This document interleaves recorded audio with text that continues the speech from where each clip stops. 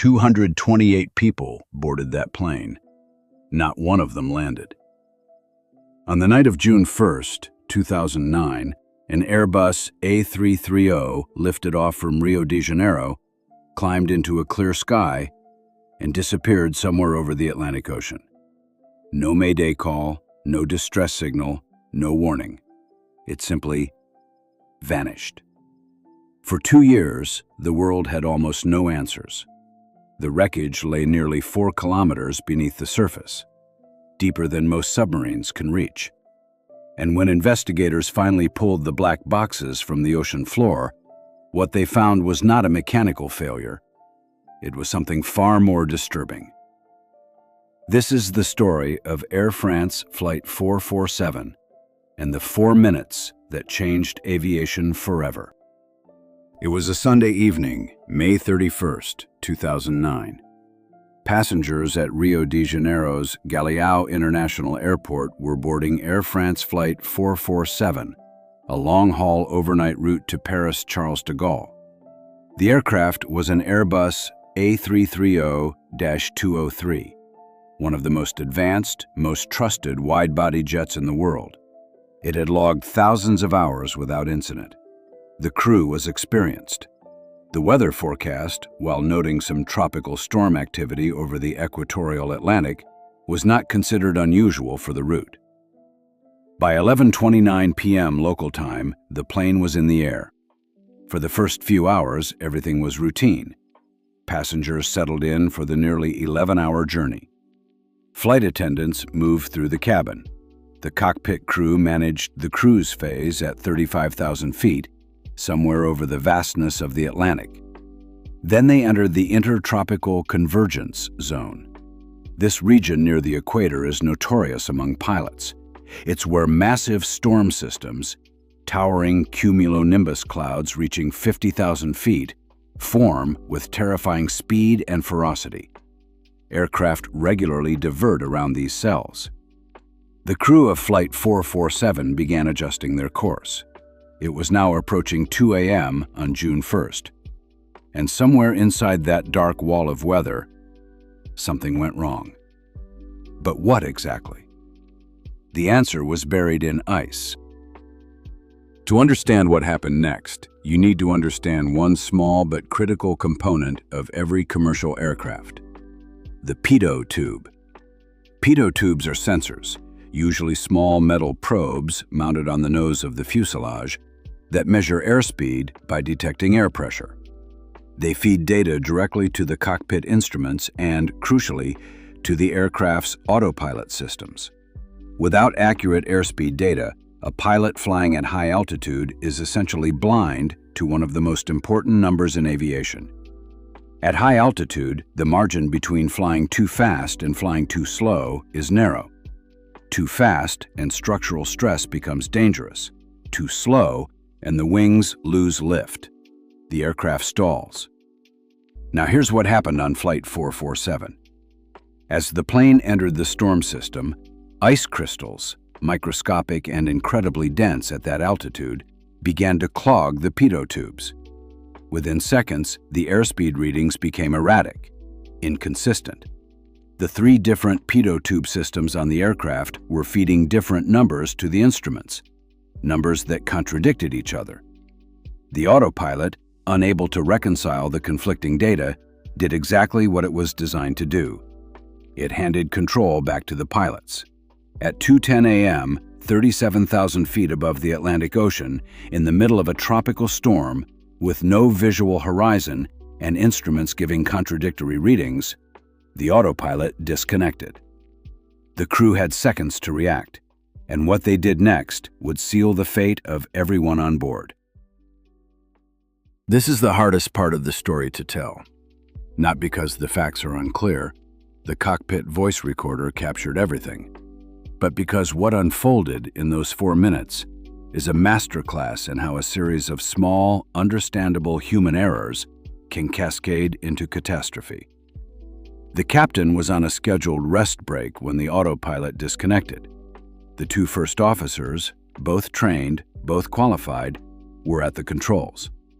The younger of the 2, Pierre-Cédric Bonin, was in the right seat. When the autopilot cut out and alarms began sounding, he instinctively pulled back on his side stick controller. That single input, pulling back, caused the nose of the aircraft to rise. At high altitude, raising the nose without increasing thrust causes the aircraft to slow. If it slows past a critical threshold, the wings stop generating enough lift. The plane stalls. An alarm sounded almost immediately. Stall, stall, stall. But here's where the confusion deepens.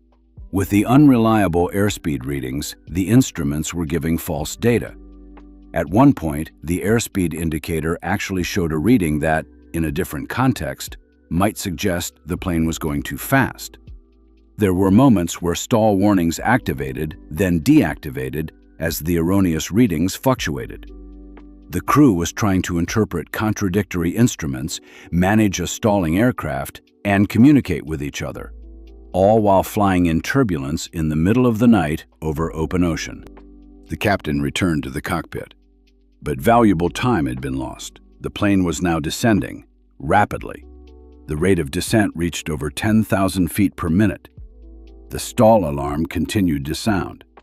Pulling back, the instinct of almost every pilot in a dive, was in fact making things worse. To recover from an aerodynamic stall, you must push the nose down to regain airspeed.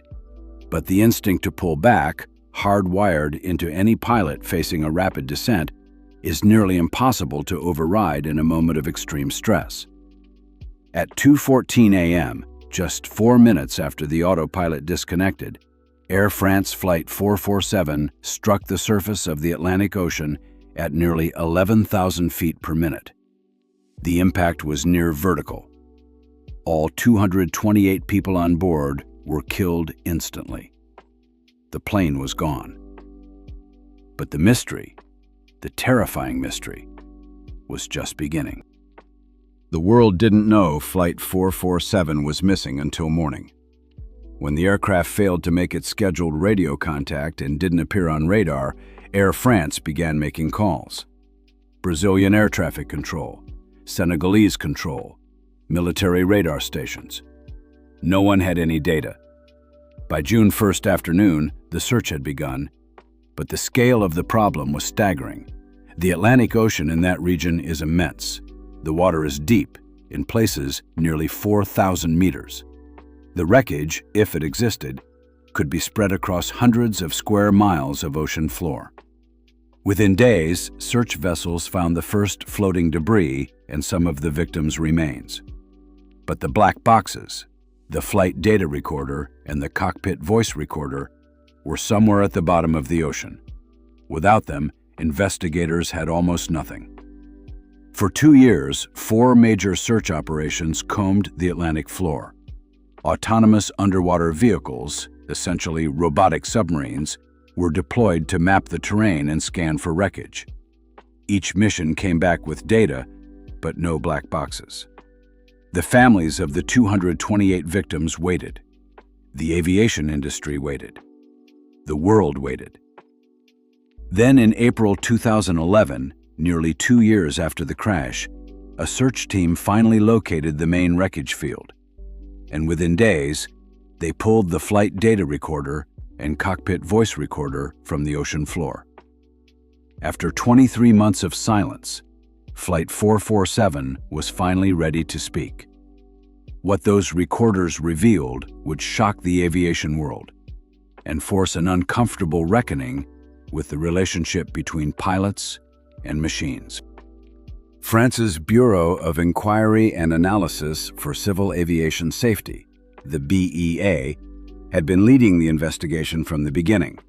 Now, with the recorders recovered, they could reconstruct the final minutes of the flight with precision. The findings, released in their final report in July 2012, were not the story most people expected. There was no bomb, no catastrophic mechanical failure, no sudden structural collapse. The Airbus A330, the aircraft itself, had functioned largely as designed. The flight control systems had performed correctly. The engines had kept running until the moment of impact. What the BEA found was a combination of factors: a known vulnerability in the Pitot tube design under specific icing conditions, gaps in crew training for manual high-altitude flight and stall recovery, and the extraordinarily difficult situation that resulted from the loss of reliable airspeed data. The Pitot tubes at the center of the crisis, made by a company called Thales, had shown a tendency to ice over under certain conditions. This was not new information. There had been previous incidents of unreliable airspeed readings on Airbus aircraft. But those incidents had all been resolved quickly, and none had resulted in accidents. Airbus and Air France had issued bulletins about the issue. Replacement tubes, a newer design from a different manufacturer, had been recommended. Flight 447 was still equipped with the older model. After the crash, Airbus moved quickly. The older Pitot tubes were replaced across the entire A330 and A340 fleet. It was one of the largest emergency modifications in commercial aviation history. But the investigation didn't stop at hardware. The BEA's report paid equal attention to the human factors at play: the training pilots received, the instincts they developed, and the gap between flying automated aircraft for thousands of hours and suddenly being handed full manual control in a crisis. The findings would permanently change how pilots are trained around the world. Flight 447 left a mark on aviation that goes far beyond technical modifications. In the years following the crash, pilot training programs around the world were overhauled. Airlines began placing greater emphasis on manual flight skills, ensuring that pilots who spend most of their careers relying on automation could still respond effectively when that automation fails. Stall recovery at high altitude became a mandatory training focus. The sensation of an aerodynamic stall at 35,000 feet is very different from what pilots practice at lower altitudes in simulators, and the recovery technique, counterintuitive as it feels, must be so deeply trained that it overrides instinct in a moment of terror. The crash also renewed debate about the design of fly-by-wire aircraft, planes where the pilot's inputs are interpreted and filtered by computers. On the Airbus A330, both pilots had independent side sticks. There was no direct mechanical connection between the two, and crucially, when both pilots made conflicting inputs, the aircraft averaged them, meaning that neither pilot could feel what the other was doing. In the final moments of Flight 447, the two pilots were at times making opposite inputs without either being fully aware of it. Aviation authorities and manufacturers began examining whether side-stick designs should provide clearer feedback to crews about what their colleagues are doing. Flight 447 also accelerated the push for real-time flight data streaming. At the time of the crash, the aircraft's flight data recorder only transmitted information at the moment of impact. The idea of continuously streaming flight data to ground stations so that any anomaly could be tracked in real time had existed for years, but cost and logistics had slowed its adoption. The loss of Flight 447 gave that push new urgency. Today, the technology for near real-time flight tracking exists and has been deployed by a growing number of airlines and regulators. It won't prevent accidents, but it means that the next time an aircraft disappears over an ocean, the search won't take 2 years. The 228 people who boarded Flight 447 in Rio de Janeiro never made it home. Their loss reshaped the skies that millions of people cross every day. And perhaps that is the most important legacy of all, not the technical fixes or the training reforms, but the reminder that aviation's remarkable safety record is not the result of luck. It is the result of learning, always learning, often at great cost. Flight 447 taught the world some of the hardest lessons in that ongoing education. And the world, slowly, painfully, listened. 228 people. 1 night, 4 minutes. If you found this story powerful, share it with someone who flies. because the safest skies in history were built on the lessons of the worst days. And if there's a disaster, a mystery, or a moment in history you want me to cover next, let me know in the comments. I'll see you in the next one.